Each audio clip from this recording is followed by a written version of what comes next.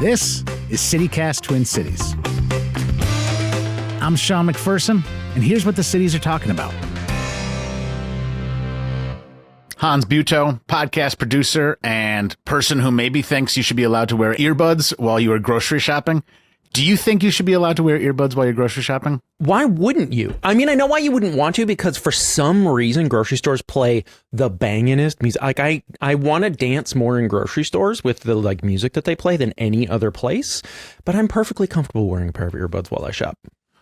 Okay, and if you run into me by the tortillas, we're going to have a problem because you do not have spatial awareness when you have earbuds, and I feel like it's a danger when you're doing things. So let's get more serious. Should you be allowed to wear earbuds while you are bicycling, or is that... Okay, 100% no. Okay. Eric Roper, you're an avid bicyclist. Do you ever wear earbuds while you're biking, or do you think you got to be completely aware of your surroundings, including the audio surroundings? I never wear earbuds when I'm biking. I have a speaker that sort of dangles off of my my backpack, which is a great conversation starter when you are not on a bicycle and people are like, "What's that?" And so I have a speaker. I love music while I'm bicycling, but not in my ears. Yep. We are talking about reconstruction on Lyndale and whether that will change bicycle lanes and bicycling on Lyndale Ave. We're also going to talk about how signal chats are ending up as a significant part of the indictments against anti-ICE activists. And we're going to find out how some social media stars are using their celebrity to resolve issues with the company that built their house.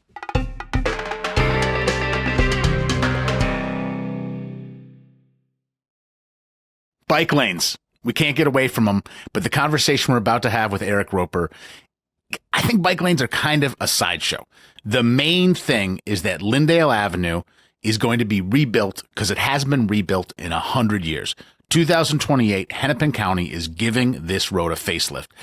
There are a limited number of things that are up in the air about that, but people are still fighting like crazy about what will happen, perhaps because there is really recent memory of what happened on Hennepin Avenue, which was a great source of difficulty for business owners, residents, and a lot of people. So there's a lot of conversation about this, and one of the voices in the mix is Eric Roper, who writes for the Star Tribune, as we mentioned. And Eric, I appreciate you joining us today. We love talking bike lanes, and we're glad you're here. Thanks for having me. Eric, we do love talking bike lanes. I love talking about how there's no north-south good way to get anywhere in St. Paul on a bike. You can get east-west several different ways, north-south. Lyndale, though, is not the first north-south over in Minneapolis, so there are ways to get north-south. But which part of Lyndale, what are we talking here when we talk about Lyndale being redone with a bike lane in 2028? How much of Lyndale are we redoing? So they're redoing most of the area between Franklin and Lake Street, and part of the Lake and Lyndale area was reconstructed more recently, so it's a bit more complicated. But most of the area between Lake and Franklin, a lot of people will sort of immediately, when you start talking about this issue, will bring up Bryant Avenue, which is 2 blocks over, and it's worth pointing out. So first of all, the bike lane, the brand new bike lane on Bryant south of Lake Street is unbelievable. Anybody it's dreamy is how I described it. It's really, I'm obsessed with it. But that lane does not continue north of Lake.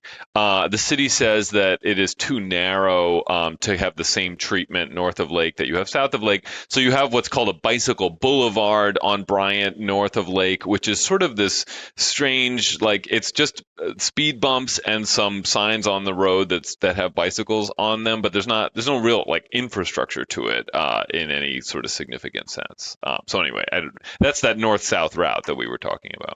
So in order to get from, south to north and north to south, you would have to jog over and hit either Hennepin or Lyndale once it gets it in, because is this construction of Lyndale, is the plan to put in bike lanes?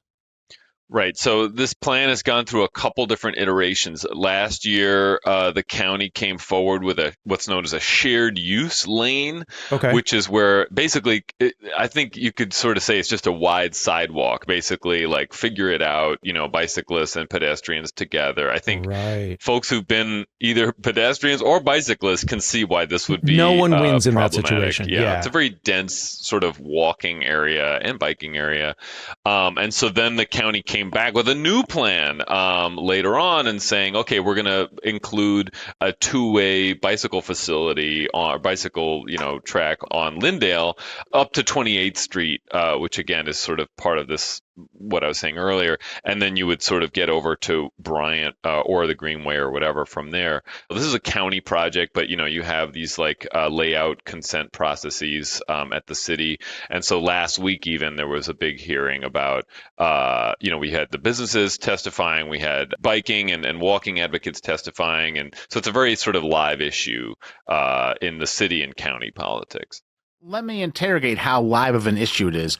Some folks say like the plan is inked. It's just people running their jaws, but they're not actually going to be any big changes. Do you think there's really room for changes in this plan at this moment as the city council is getting ready to vote on it? I guess the question is whether there's like a political appetite to change it. There is a federal funding deadline here that is kind of looming. I think the big question mark around this that everybody is interested in, I think in some capacity, or at least there's a lot of interest around, is how can governments like the county support small businesses through these projects? We see this with light rail, right? When we put in a light rail, there are systems in place to aid businesses that are losing revenue as a result of the project. The city council had allocated some money for something like this on Hennepin Avenue and Lowry and Lake Street, and that money wasn't spent ultimately. But I think we're getting to the point where people are realizing that when government is creating the conditions that are causing businesses to lose revenue, and this is going to be a big, long project, that maybe there should be some skin in the game from the government to help those businesses along the way. Because as I wrote in my column, I think the fight over this bike lane misses the real problem, which is how are we going to help businesses through these major projects? Because Hennepin Avenue, I think we can all agree that it's not what it should be today. I mean, it's had a lot of problems because of the construction, but I don't think that the bike lane itself is really sort of what was causing that. It's the construction itself, We'll get back to how money might help Lyndale Avenue and why Eric Roper and many others think that money should have been deployed for Hennepin that was not. We'll get back to that whole thing. But Eric, there are business owners that, independent of whether they get a paycheck, they don't want the future to involve bike lanes on Lyndale. And that was pretty loud and clear on a meeting that you were in attendance of, as well as Taylor Dahlin, who's become a really trusted resource for CityCast Twin Cities as somebody who goes to a lot of these meetings. And this was a meeting that I would describe as the anti-bike set trying to bend Mayor Fry's ear about the bike lane issues. I do want to play some audio from it, but Eric, you were at that meeting. Do you feel like that's a fair description of what was happening? That anti-bike folks wanted an audience with Mayor Fry? Folks who were against the current layout and the principal part of that layout being the bike lane, they wanted to show sort of it kind of turned into a rally of sorts where you had speaker after speaker slamming the county's plan, and they invited the mayor. The reason I went to this meeting is that I got an email saying that the mayor is going to come to this meeting where we're going to voice our sort of, we're going to tell, this is the group that was opposed to the plan, we're going to explain what we don't like about the plan. And I thought that was an interesting setup. And then, of course, the pro biking and walking and bike lane advocates also got, either the same email as me or they got clued into the meeting. So there we are at the VFW in Uptown. We're in like a side room, which is surprisingly very large, and it's packed. It's packed full of people. We've got the business owners and the sort of folks who are against the bike lane there. And then we have in the back of the room, sort of the other side. And the mayor is literally sort of sitting in the middle of this. And he later says, "This is not the meeting I thought that I was invited to," or something like that. It was just it shows you that this is a topic that people do. I don't know. There's something about this issue. It not only gets into how people choose to travel around the city, but it impacts people's small businesses. And there's just a lot at stake when we're talking about this. And you could really feel that. Eric, let's hear a little bit of that meeting. And thanks to Taylor Dahlin for recording this clip. There's a good chance that the road design will be modified even further against stakeholders' wishes. Supporters of no parking and no cars on Lyndale are strongly pushing the county and the city council to install a corridor-long dedicated bus lane in place. A dedicated bus lane does not.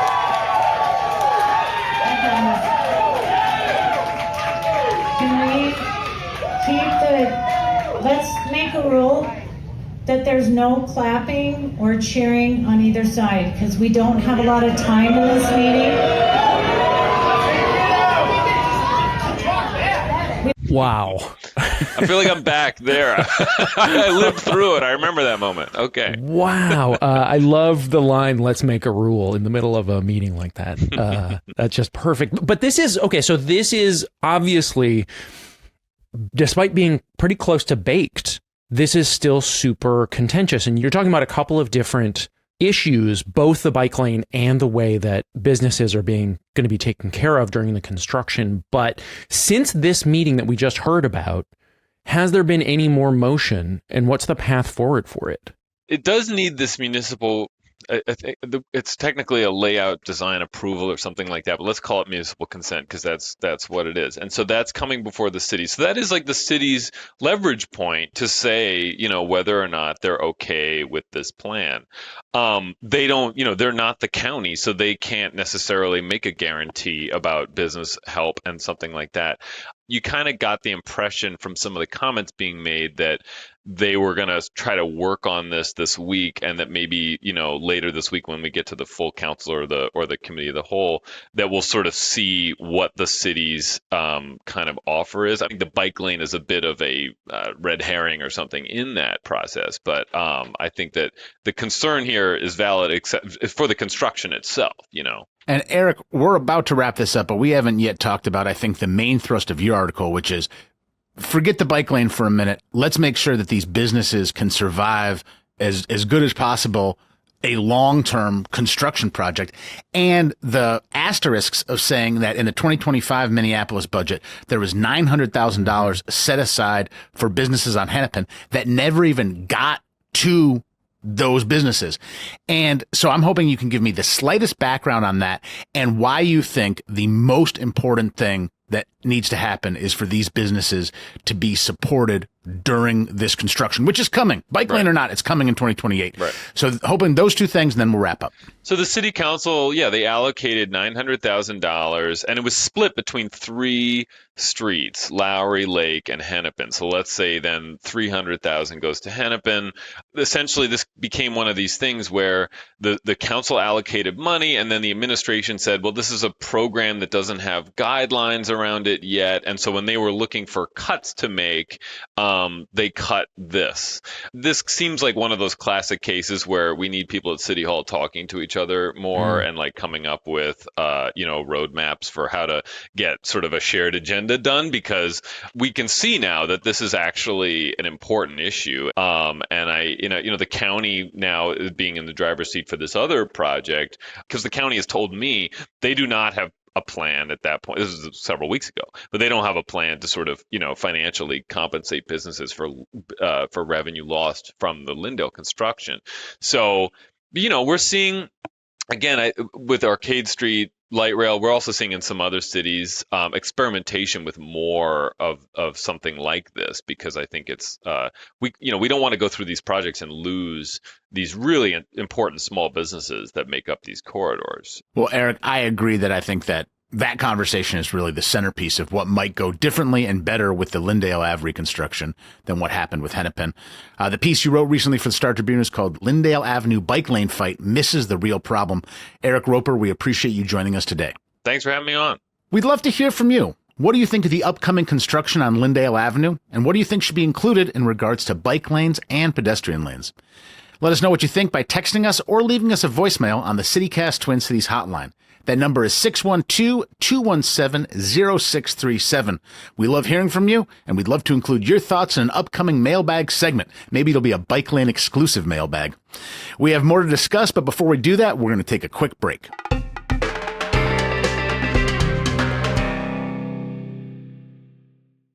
Certainly when I'm having communications on the internet, no matter how encrypted they claim to be, I always imagine that somebody might have their eyes on them.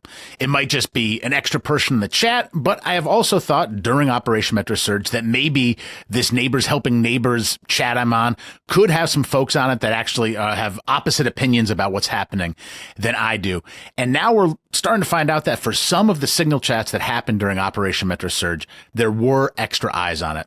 There's dozens of people in signal chats that has now become government property because the government has terabytes of data that a lot of the folks in these conversations might have hoped would stay private. The DOJ indicted 15 people on charges of conspiracy last month, and the indicted are allegedly a part of activist groups like Direct Action Minnesota and the Black Cat Workers Collective. But in the eyes of the government, they're sort of lumped in as members of Antifa that are agitating to harm or disrupt federal agents. And the DOJ argues that a lot of the proof of this attempt is in the chats. But what is actually in these messages and how, and I think this is a lot, frankly, more interesting than what's in the messages, is how did the prosecutors get their hands on these conversations? We're with Clint Combs, friend of the podcast, who has a story out about this with Unicorn Riot. Clint, very glad to have you back. It's a pleasure. Thank you for having me. Yeah, so Clint, can you just start, lay the groundwork for us of this indictment and what's in this 94 pages? So what are we talking about here to, jump us off? In June, the U.S. Attorney's Office and the DOJ under the Trump administration announced conspiracy, assault charges, interstate stalking charges against 15 people who were organizing and opposing the federal immigration surge in Minnesota. In that indictment, they detail cases like a defendant allegedly brake checking a federal agent on the highway. One person was charged allegedly for following an ICE agent from the federal Whipple building in Minnesota across the Wisconsin border. And so at that press conference, reporters asked for evidence of whether any officers were injured as a result. And U.S. Attorney Dan Rosen could not give a straight answer, kind of dance around those questions.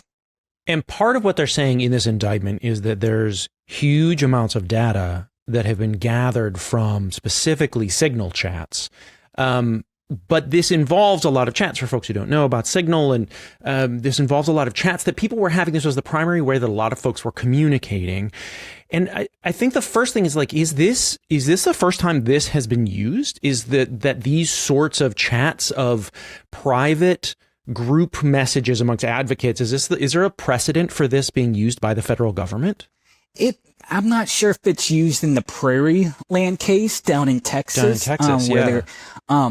There may have been cases, but the sheer magnitude of 15 terabytes of data, that is a lot of data obtained. And the thing is when I was inside that courtroom, the U.S. attorneys representing DOJ, Summer Honeycutt, mentioned that those Signal messages were obtained by law enforcement in late May is what she said.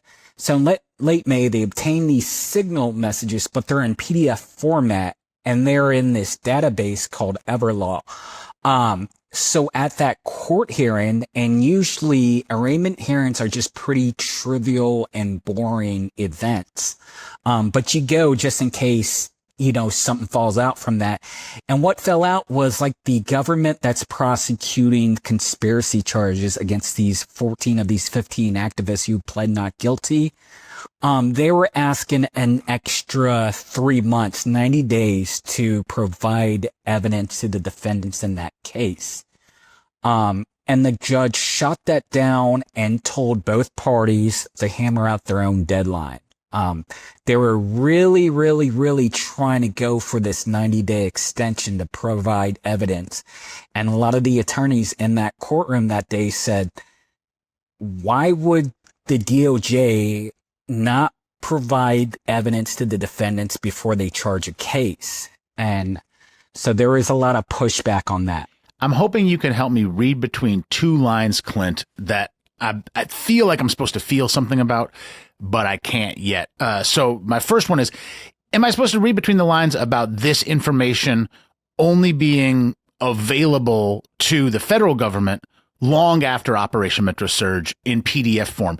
Does that mean something, or is that just an insignificant detail about how this information is now held by the federal government?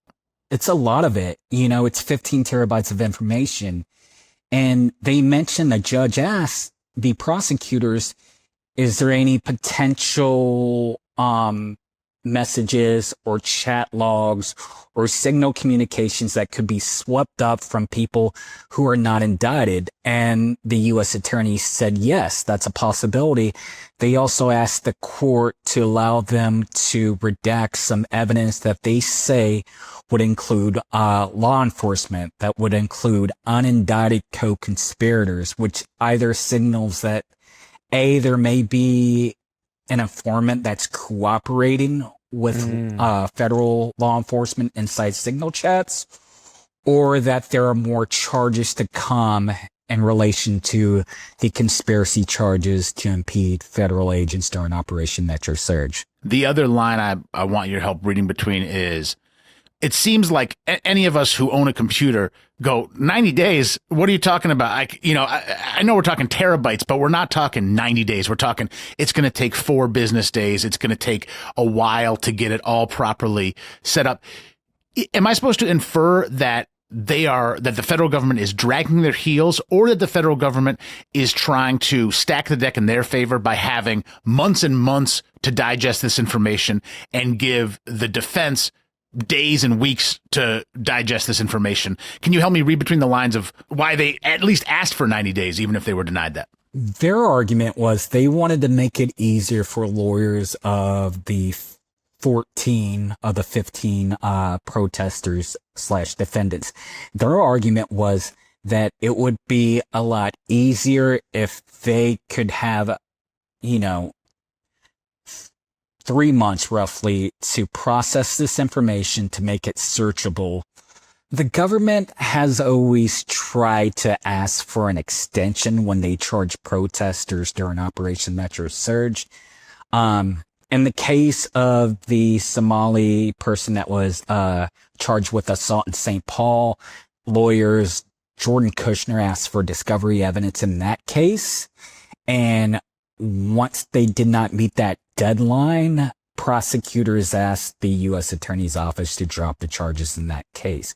There have been many cases where protesters have been charged with assault on a federal agent based on roughly flimsy evidence, and then they turn around, and when the court process gets going, they often don't turn over that evidence within a deadline.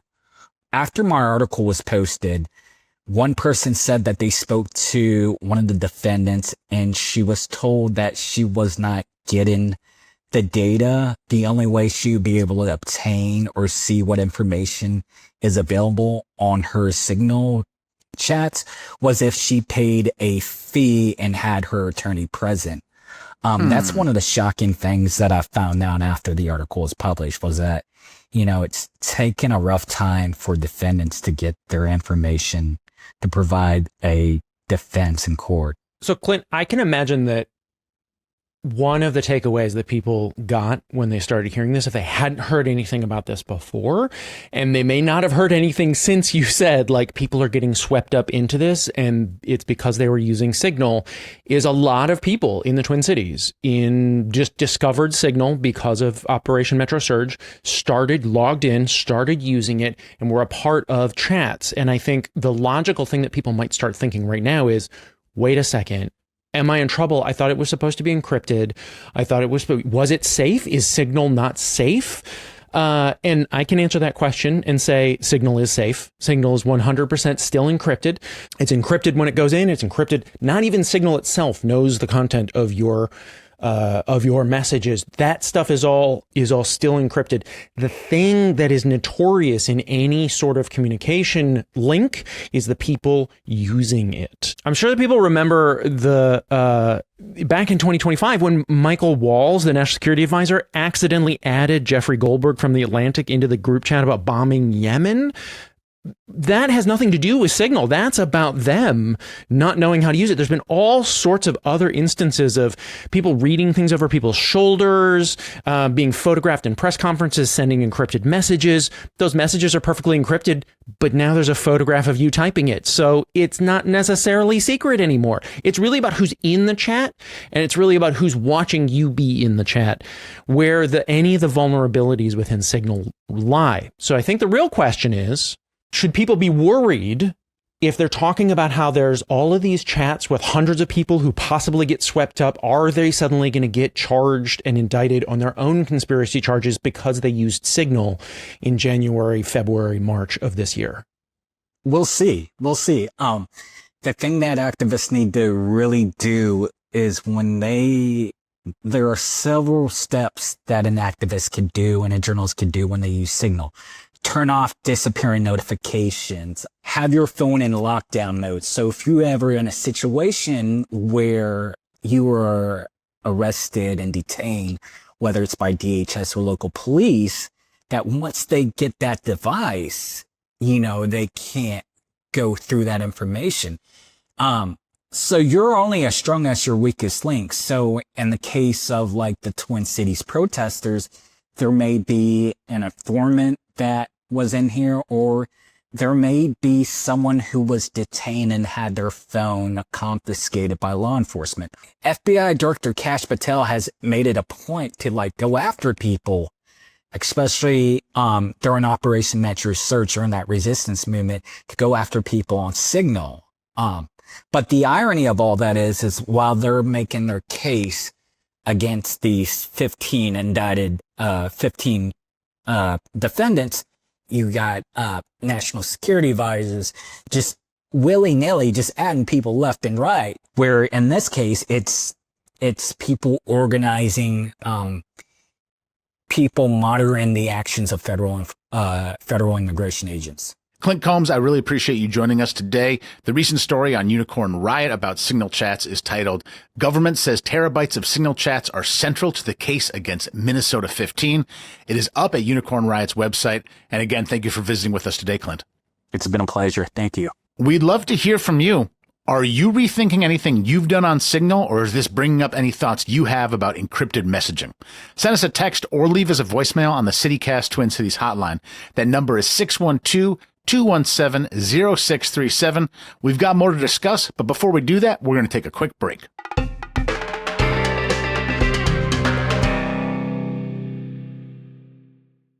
Imagine having a following of 10 million people online, and then imagine having a following of 10 million people and being kind of decent, which is very hard for me to imagine because Hans, I don't know, if somebody says I have a following of 10 million people and it's not because they are a musician or an amazing visual artist, I go, what sort of trash are you doing on the internet? Your are you in the same narrow? Yeah, I get it. What are you selling me? But there is this couple, Dylan and Suzanne White, and they're from Woodbury, and they have immense followings. And they, in my opinion, have some decent principles about how they do it, especially how they keep their kids not only out of the story visually, but kind of never as the punchline in their stories. And even with that, there's a whole bunch of stuff I connect with as a parent. They call their mom Susan, even though that's not her name. It's Suzanne, which is classic. And they call their dad Poop, which is even more classic. And I think a lot of the way these folks have racked up to 10 million followers is because they're personable and they're human. And what's more human than being upset with somebody who was supposed to build a house for you properly? There was just a big article in the Star Tribune by Jeff Day where these folks are standing in their newly built home, a $1.2 million home, I might add, because having 10 million followers is pretty good payday. They got blue tape, Hans. Oh, it looks like a Mondrian painting or something. You all have so many questions about the blue tape behind me. Blue tape in our house means new nail pop, a spot we tested for mold, or a new crack, or something pulling away from something. There's a lot of them. So I'm gonna count the nail pops. My guess was over 500, Dylan's was below 500. Whoever is closest will be on cheese stick duty for the next week. We're almost near bedtime and everyone is hungry. So they start talking trash about the people who built their house without saying the name of the company online. And suddenly now that's involving even more litigation than would just be happening if they were just trying to get their house fixed. So Hans, I covered some of the highlights, but can you give me some background about Dylan and Suzanne White from Woodbury and what they're facing now with their house? Yeah, so what's really interesting about gaining 10 million followers and keeping your kids out of it is they genuinely do parenting content. And so it's a really narrow path to walk to be able to do that ethically in regards to your kids, because they've said very openly, we don't want our kids watching this in 10 years and being like, what did you do? Or that wasn't my childhood or anything like that. And so they're really working at that. And they do both have backgrounds as speech and debate coaches. And so they are they're good at telling stories, and they kind of understand how the stories work. And so a part of their authenticity that they're representing is starting to talk about this big life move, right? Like, what can be more influential to your path as a parent than the place that you live, especially if you're moving your children, especially if you're in a new school system, if you're in a new neighborhood. There's like all sorts of challenges and compromises that you're going to have to make. But one of the compromises they did not expect to have to make is on the quality of their house. They had garnered these followers before they decided that they were going to move into Woodbury, into this house in Woodbury, and it was being newly constructed. And so they, being coaches of people who speak a lot, being people who speak a lot themselves, and then gaining these 10 million followers, like, they're folks who know the internet, and they were working to be able to have this lovely home, and they weren't doing any content about it really until it didn't work. Yes, and this is where it looks super bad, because they are not saying the name of the business, but they are talking about the problems they've had with the contractor. And for anybody else who imagines that a $1.2 million home in Woodbury involves two white people complaining about like the level being 1 degree off. This does seem like some really big deals, like a flood in a garage. They are talking about things busting off of walls, and they are talking about a drywall and gas line test failing 3 times. The city of Woodbury inspector going, no, this is not up to code. And a contractor came in to fix some stuff and said, this is some of the worst drywall work I have seen on a new property ever. Yeah. Now, Michael Lee is in charge of building the home. That is who they worked with on creating this home. And Hans, Michael Lee has sought to stop them from talking about the problems with their home online, an injunction. And I was actually calling every lawyer I knew to try to figure out, like, oh, can you just injunct when you feel like somebody's talking trash about you? They've been denied. But he goes, we're supposed to be dealing with this in arbitration. This is what we've agreed to. You are unfairly leveraging that arbitration potential by getting an army of people against my company. That's not arbitration. That's, the public forum. It hasn't worked so far. These injunctions have not been successful. Hans, do you feel like these folks should not complain about their house because it's kind of, with 10 million followers, they're Goliath, right? Like, with 10 million followers, they have a much larger podium than even a relatively well-positioned home building company, and that it's just not fair for them to talk about this stuff in the public forum? I think that it's very fair for them to talk about this stuff in the public forum. It is their home. They're allowed to talk about their home. They shouldn't be able to post about it in a defamatory way. But that's not what happened, and that's actually not what they're being accused of. There's nothing in what Michael Lee Holmes is saying about defaming, right? Which would require them to be saying false things with the intent of harming that have a long-term deleterious effect on that person's ability to function. That does not seem to be what's happening, and that's not what they're being accused of. But there's parts of this injunction that are saying, if we go to a jury trial, if we go to someplace with a grand jury or somewhere we're going to have to involve the public, that they're already going to be poisoned against us.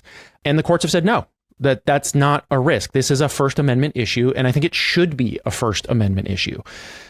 The other thing that I think it risks is that we seem to be moving ever more into a world where you can only get those sorts of responses if you have some sort of audience and if you complain in those public spheres. We know this about airlines, that when you can't get through when you've been canceled and you've been stuck at an airport for 25 hours. But as soon as you start posting about it on social media, the wheels of change start to happen. And the thing that I would worry about would be everybody has a right to do these things, but that this becomes the only way that you can affect any sort of change. And I think some awareness from the whites, which they seem to be demonstrating, that this is not an avenue that's available to most people, is really important to have when you talk about what it is that they're doing. And when the whites want to do a CityCast mashup episode and we talk about the poor foundation on my garage that somebody put in 12 years ago, we'll go viral again, baby. That's how it happens, Sean. I think that's how it happens.